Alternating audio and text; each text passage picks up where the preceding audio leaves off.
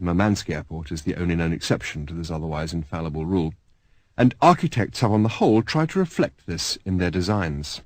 They have sought to highlight the tiredness and crossness motif with brutal shapes and nerve-jangling colours, to make effortless the business of separating the traveller forever from his or her luggage or loved ones, to confuse the traveller with arrows that appear to point at the windows, distant tie racks, or the current position of Ursa Minor in the night sky, and, wherever possible, to expose the plumbing on the grounds that it is functional, and conceal the location of the departure gates, presumably on the grounds that they are not. Caught in the middle of a sea of hazy light and a sea of hazy noise, Kate Schechter stood and doubted. All the way out of London to Heathrow she had suffered from doubt. She was not a superstitious person, or even a religious person.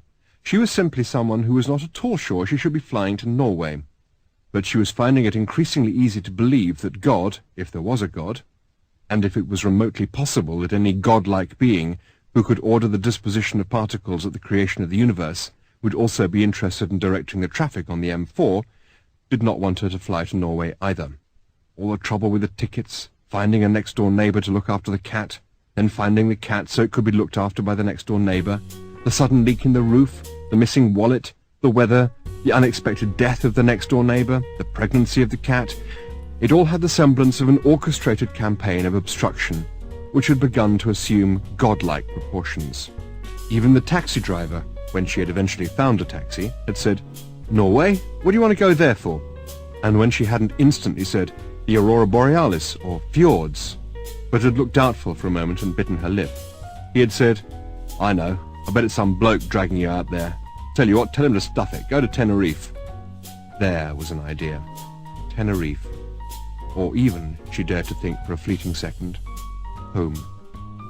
She had stared dumbly out of the taxi window at the angry tangles of traffic, and thought that however cold and miserable the weather was here, that was nothing to what it would be like in Norway. Or indeed, at home.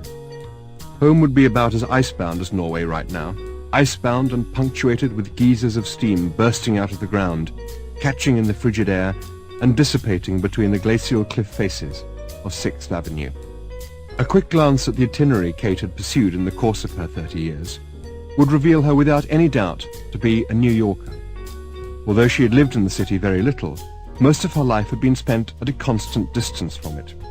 Los Angeles, San Francisco, Europe, and a period of distracted wandering around South America 5 years ago, following the loss of her newly married husband, Luke, in a New York taxi-hailing accident.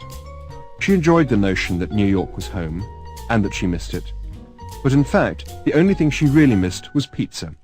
And not just any old pizza, but the sort of pizza they brought to your door if you phoned them up and asked them to. That was the only real pizza.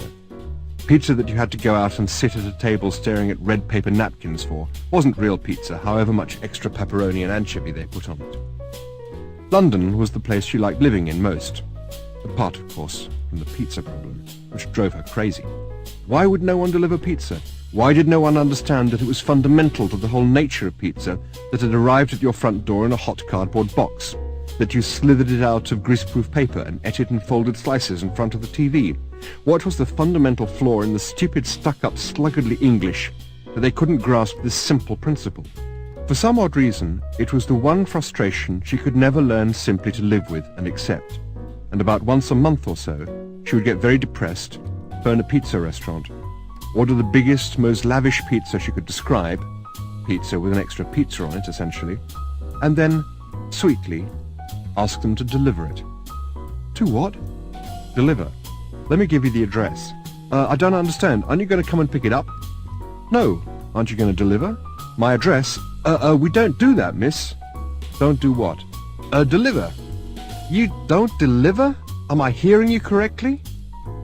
The exchange would quickly degenerate into an ugly slanging match which would leave her feeling drained and shaky, but much, much better the following morning.